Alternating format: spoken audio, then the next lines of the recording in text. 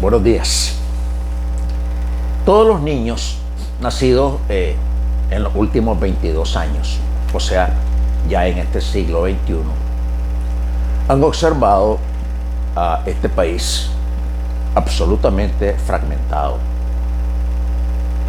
Venimos de una historia de guerras civiles y provocadas por intervenciones extranjeras.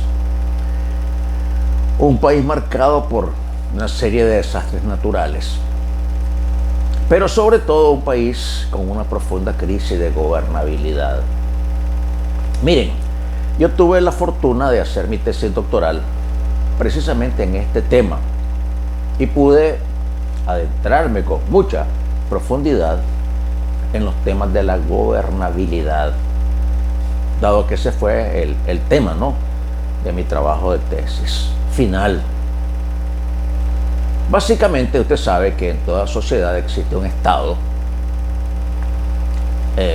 básicamente representado en el modelo de gobierno que tenemos acá, por las autoridades que elegimos cada cierto tiempo.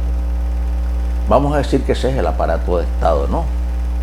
El presidente, en el modelo presidencialista que tenemos, toda la Cámara de diputados, acá hay senadores, los ministros, las secretarías, ¿no?, que impulsa el desarrollo global del país, e instituciones que han existido de forma tradicional, ¿no?, la policía, el poder judicial, pues, el poder electoral, etcétera, ¿no? Un poco ese es el aparato de Estado. Luego estamos los ciudadanos, las personas como usted y yo, que estamos acá, pues, en los barrios, en las comarcas, en las periferias o en las ciudades, trabajando, sobreviviendo, para que ese Estado cumpla con las necesidades que requerimos para poder subsistir. En este modelo trabajamos, pagamos impuestos indirectos o directos, y con ese dinero, pues, la parte fiscal del Estado se encarga, pues, de las cosas que los ciudadanos no nos compete hacer, pues, por ejemplo, mantenimiento de las carreteras, de la infraestructura educativa, sanitaria, etcétera, ¿no? Eso varía en cada sociedad, no es exactamente igual, pero vamos a referirnos a esta sociedad. Entonces se habla históricamente, pues, de una especie de contrato social entre el Estado y la sociedad. Claro, pues todos somos parte de la sociedad, pero por razones de modelos de gobierno, pues se acostumbra a dividir entre un grupo de personas que elegimos para cumplir determinadas funciones y otro grupo de personas como usted y yo, que nos encargamos, pues, del pedazo de tierra, pues, en el cual nos corresponde vivir, pues, hacer lo que podemos para poder subsistir, tener nuestra familia, etcétera, etcétera, etcétera. También conviene destacar que desde el llamado modelo de globalización, pues esto cambió, ¿no? En cierta medida, las fronteras se abrieron y las personas empezaron a migrar. Empezó a darse el mundo globalizado, una migración física y una migración también, digamos así, pues, electrónica, tecnológica, con el auge de la Internet. Y con mayor acceso, pues, a poder tomar un barco, pues, un avión, una bicicleta, una motocicleta, pues las personas empezamos a recorrer el mundo y ya no nos quedábamos solamente en este trozo de tierra, sino que empezaron las grandes corrientes migratorias. En algunas culturas, como la africana, empujadas por las guerras horribles, pues, por la explotación de los recursos de las grandes potencias, la estrategia era esa, ¿no? Llegar a un país o estar ahí por un tiempo, explotar, pues, los recursos naturales, digamos los diamantes, pues, en África, y dejar ahí un gobierno títere, y empezaban las guerras internas entre ese gobierno títere y los ciudadanos, ¿no? Porque esa explotación de los diamantes, en el ejemplo que estamos dando, provocaba, pues, una terrible crisis económica, pues, en los habitantes Y eso fue igual en todos los países. Este pequeño país no fue la excepción. La explotación del oro, de las maderas, de las piedras preciosas, de nuestras materias primas. Porque el modelo consiste en dejarnos como un país productor de materias primas. No llegar a productos pues elaborados, sino quedarnos ahí pues con la venta de mangos, de naranja, de algodón, de azúcar, de café, de oro, crudo. Las potencias los compran a precios bajos, los procesan y nos los regresan a precios sumamente elevados, y ese es el origen pues del capital internacional y la explicación superficial del empobrecimiento de nuestras sociedades. Dicho eso, entonces volvemos a nuestra tierra. Entonces usted trabaja, yo trabajo en el sector productivo, informal o estatal, donde sea, y usted recibe un salario que usualmente no le proporciona una vida digna. ¿Por qué? Porque el intercambio desigual entre ese país, en este caso nuestro país, y las grandes potencias, es eso, desigual. Usted vende el algodón en 100 monedas, en 100 pesos, en 100 córdobas, en la moneda local, y usted recibe el pantalón en 1000. Entonces, de 10 a 1 es el intercambio. Lo que el primer mundo emplea para transformar ese algodón en un pantalón son otros 100, son 200 y lo venden en 1000. Esos 800 es el gran capital internacional, que a nivel local es manejado por los bancos, que son industrias de usura, pues de robo, donde con el supuesto fin pues de mantener ahí nuestro dinero y darle estabilidad pues financiera según los parámetros del Banco Mundial. Hay que tener bancos en los países, pero son grandes depredadores de la economía. Fíjese usted que los bancos nunca quiebran. Si un banco fracasa por autorrobo, pues el capital internacional le da dinero, le presta para que siga funcionando, porque ese es otro gran como tema pues de la estrategia global macroeconómica del planeta. Entonces mire usted, nos movemos entre el quehacer cotidiano, entre el funcionamiento del aparato estatal y el funcionamiento de la macroeconomía a nivel local y a nivel global. No hay cómo escaparse. Mire, sea usted un migrante, sea que se quede acá, la situación más o menos no va a cambiar mucho. Si va de migrante, en la mayoría de casos, usted va a ser parte de la fuerza de trabajo de ese país donde vaya. Va a cortar manzanas, va a cuidar enfermos, va a limpiar casas.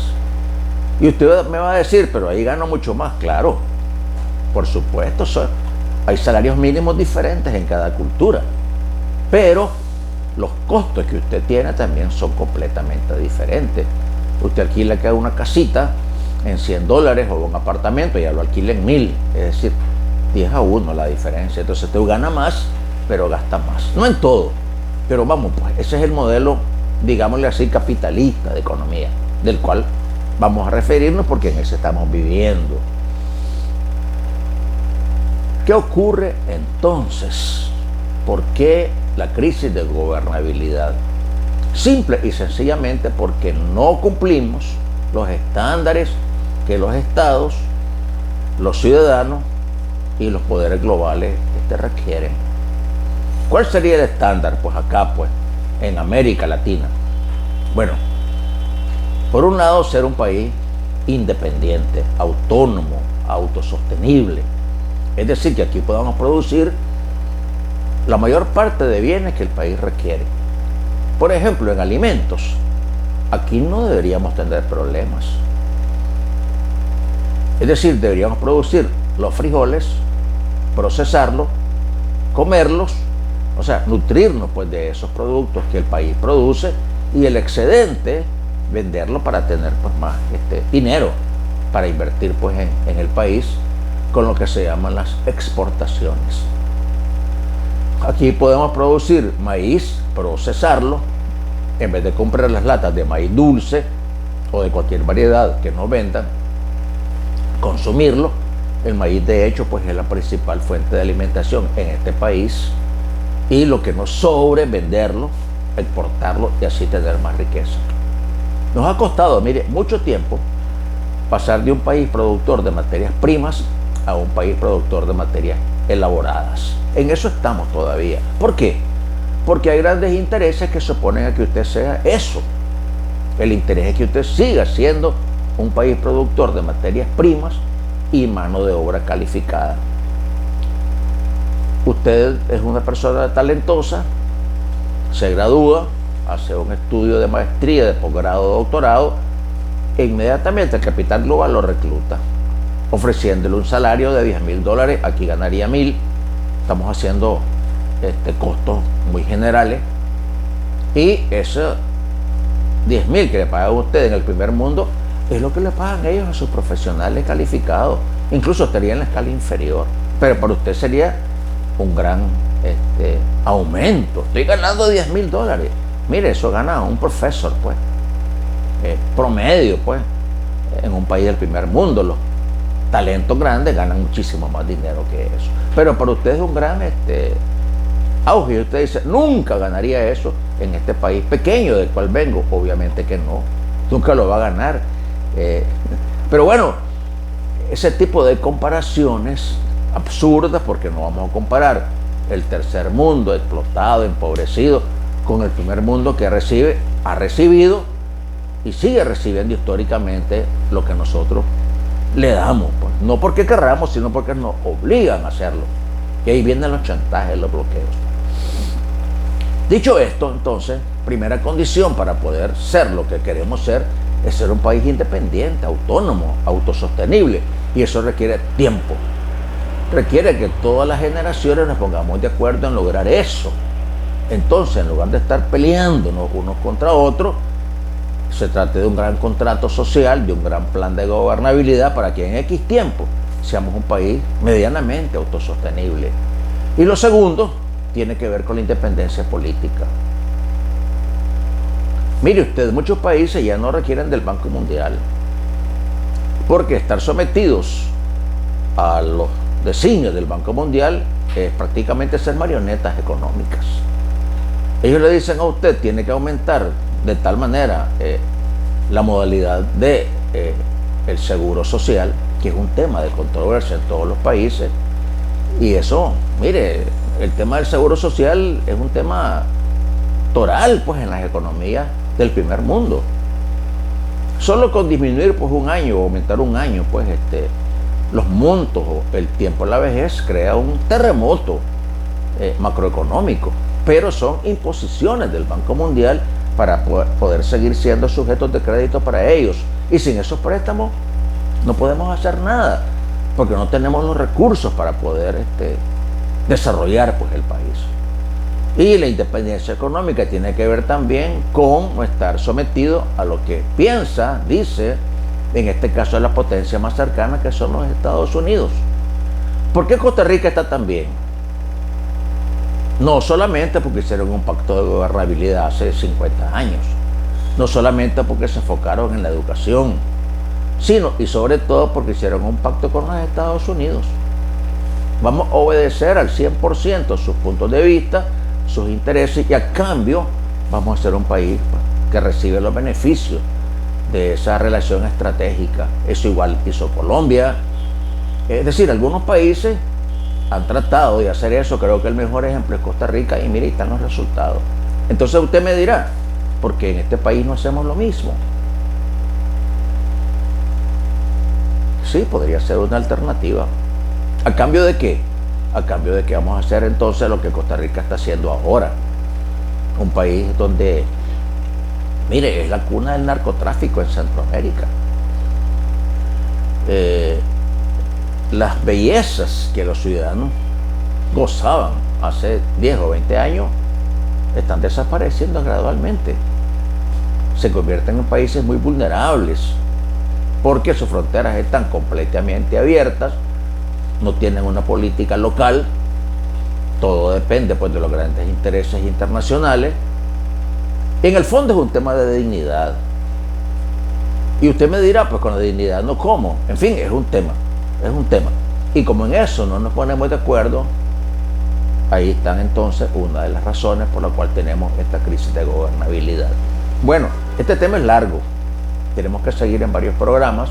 Creo que es importante que las generaciones del año 2050 puedan tener una versión distinta de la que los libros proporcionan, y por eso estamos haciendo este tipo de programas. Nos vemos en la segunda parte, habrá la tercera, cuarta y quinta, obviamente, del por qué tenemos esta profunda crisis de gobernabilidad y por qué somos sociedades tan fragmentadas, tan divididas, que eso en nada nos ayuda. Mientras estemos fragmentados y divididos como estamos ahora, seguiremos siendo un país tal y como usted lo ve actualmente. Hasta pronto, ¿verdad?